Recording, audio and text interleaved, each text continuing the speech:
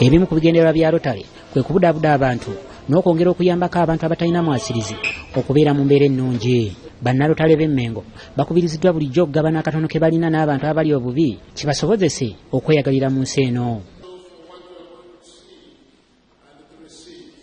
Omuwanika wa Buganda era nga munnalotale Kakongoliro Oweekitiibwa Robert Waggwa Nsibirwa asinzidde mu kukyusa obukulembeze bwa bannalotale b'e Mengo n'abasaba bulijjo okubeera ekyokulabirako eri abantu be baweereza naddala nga bagoberera obwerufu basobole okugenda mu maaso.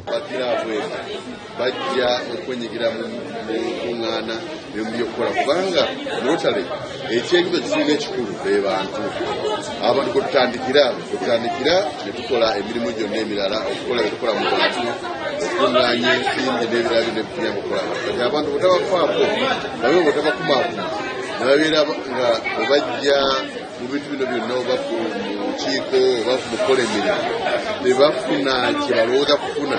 Oweekitiibwa Nsibirwa agamba nti Rotary yatandikawo kunonoza okuyamba n'olwekyo abakulembeze bonna balina okugoberera kino n'okwongera okukuuma obutonde bw'ensi abantu mwe bawangaalira.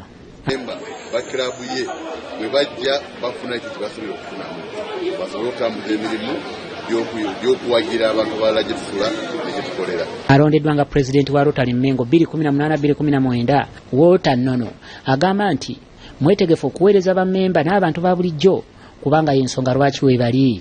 Tusinga okutunuulira obukulembeze n'enkulaakulana y'omukulembeze ne tutunuulira okutuusa okukulaakulanya emiti emito.